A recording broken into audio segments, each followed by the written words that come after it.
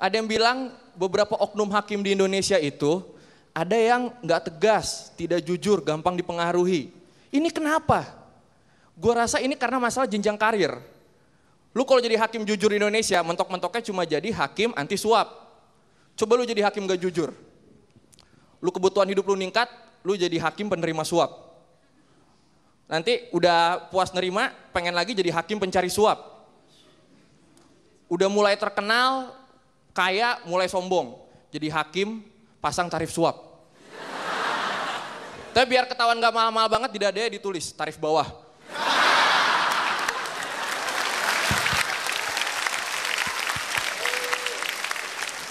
Tapi ya kalau ngomongin soal hakim, hakim yang tidak tegas itu nggak cuma ada di hukum. Hakim yang tidak tegas ada juga di olahraga, hakim garis. Ya kalau hakim garis sudah nggak tegas, dia keputusan banyak salah, yang kena wasit.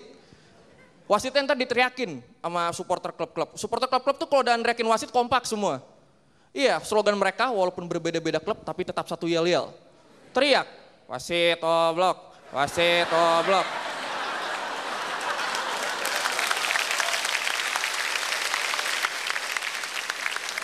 Kan kasihan kalau wasitnya minder gimana? Makanya harusnya PSSI bikin Universitas Ilmu Wasit.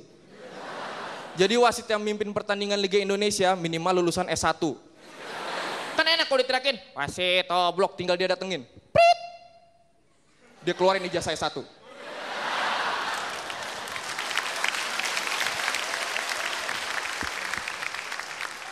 Saya sarjana ilmu wasit. Kuliah PSSI aja.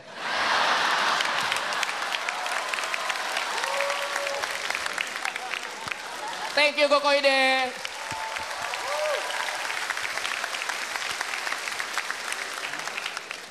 Tepuk tangan buat Koide. Bang Farhat, tadi kan Koide ngomongin soal Indonesia, apa PSSI atau persepak bolaan di Indonesia. Kalau pandangan sebagai seorang pengacara, bagaimana Bang? Gila ini acara Metro serius banget. Ya, tidak ada beres-beresnya, berantem terus. Mending kita nonton acara kita ini aja. Kira. Asik! Baik, setelah kita saksikan dari Bogor, Aziz doa ibu. Koide. Kemudian akan kita saksikan McDonald. McDonald Bang, McDonald. Oke, terima kasih Bang.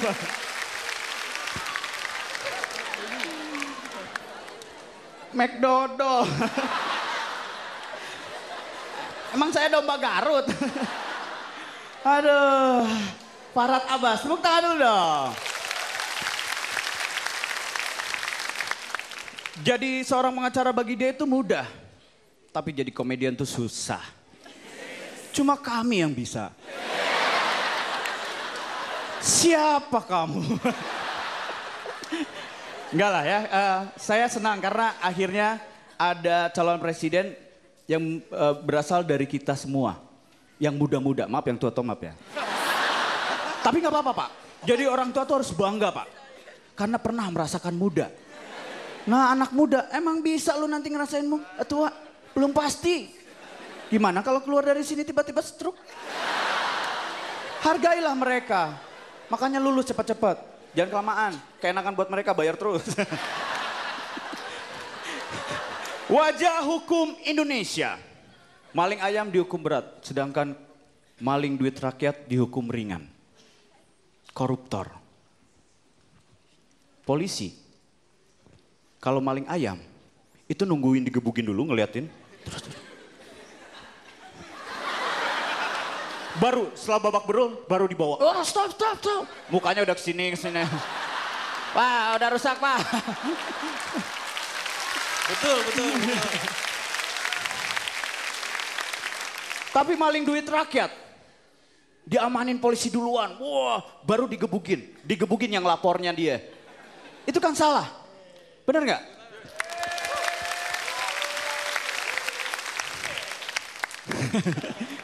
Jadi begini, jangan-jangan si koruptor ini adalah lanjutan sekolahnya maling ayam. Karena maling ayam ini dendam. gue cuma maling ayam aja dihukum berat. Oke, langkah gue berikutnya adalah jadi koruptor, hebat. Tapi ada juga sih sebenarnya koruptor yang dihukum berat. Tahu nggak korupsi apa? Korupsi uang hasil maling ayam. Berat. 2 kali. Udah korupsi digebukin dulu terus polisinya.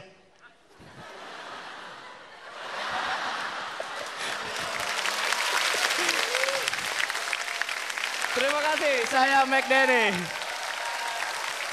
Terima kasih. Saya akan menilai tadi. Ya, menilai, oke. Di sini penalaran orang tentang masalah hukum masih ragu-ragu, termasuk saya sendiri kaget. Tapi begitu perumpamannya ayam, langsung tertawa semua. Ternyata ayam ini termasuk juga bahan untuk lucu-lucuan. Oke, jadi saya cocok untuk jadi tim suksesnya Abang? Tim ayam aja.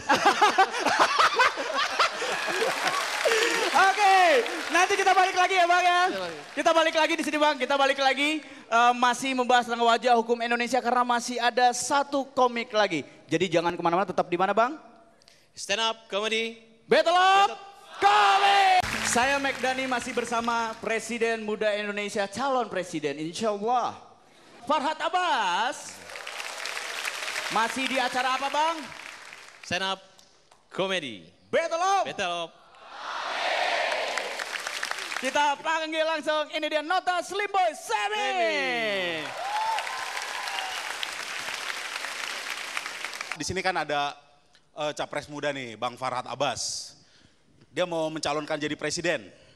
Ini gue setuju banget, karena dari seluruh presiden yang pernah ada, Bung Karno, Soeharto, cuman dia yang paling berani. Berani sumpah pocong.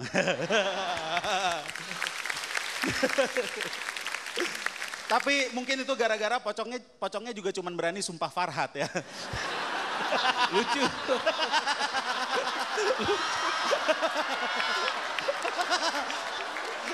Jangan sakit hati ya Bang, ini serius.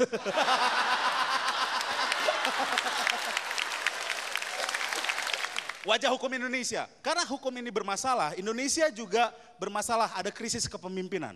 Dari dulu gua perhatiin bahwa dari zaman raja-raja, pemimpin kita itu mungkin gak ada yang sempurna, gak ada yang bagus. Dan pemimpin yang bagus menurut gua di zaman raja-raja itu cuman Brahma Kumbara. Dan itu tokoh fiktif gitu kan.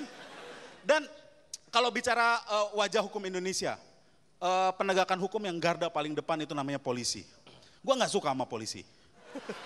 Tapi benar gue gak suka sama polisi. Gue bener-bener nih, gue benci sama polisi. Gue sukanya sama Polwan. Yeah. Polisi ini juga banyak kejahatan-kejahatan malah didiamkan. Ada satu yang gue setuju, kalau polisi ngediamin, yaitu orang gak pakai helm. Ya orang gak pakai helm diamin aja, terutama tuh yang dari ormas-ormas itu. Karena helm kan fungsinya untuk melindungi kepala yang ada otaknya. Sedangkan mereka punya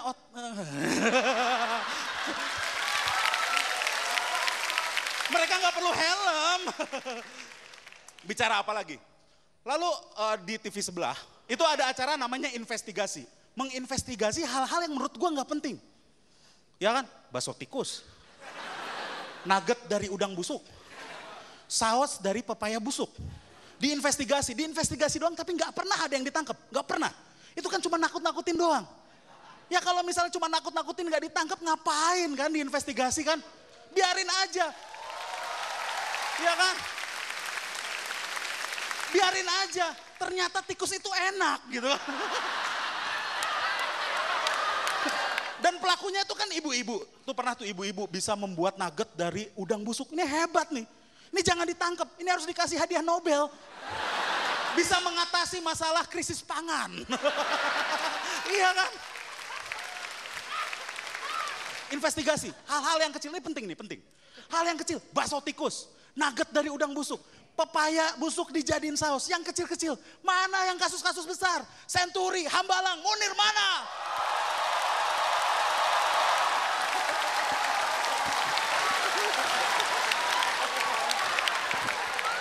Itulah hukum Indonesia, berani yang kecil-kecil.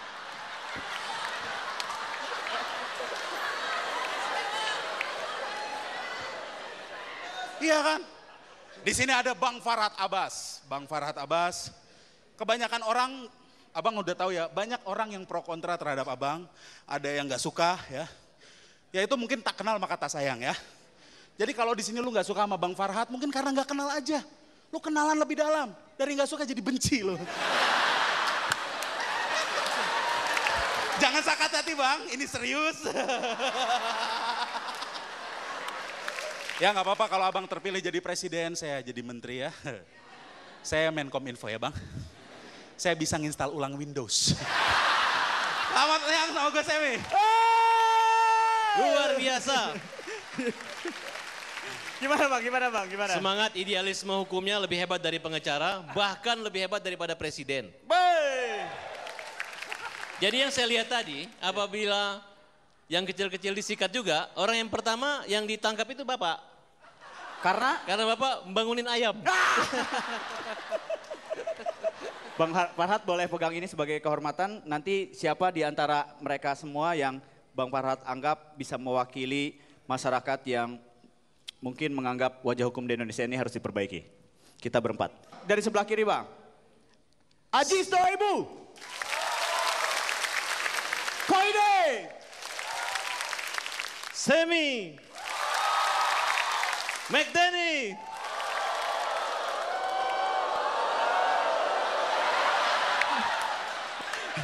Abang pilih siapa Bang? Diserahkan langsung.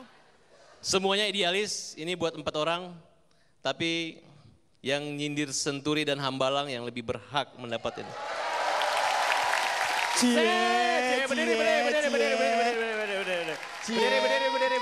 Berdiri. Ya. Ya, Indonesia itu harus seperti ini. Lucu, santai, serius, berbobot, berilmu, dan oke. Indonesia itu tidak boleh kayak pejabat, bagus, gagah, terkenal, tapi korupsi. Terima kasih banyak Bang Farhad, terima kasih banyak. Semi, Nathan Slimboy, Koide, Aji Stoibu, McDanny, terima kasih banyak. Saksikan hari Selasa di Stand Up Comedy Battle of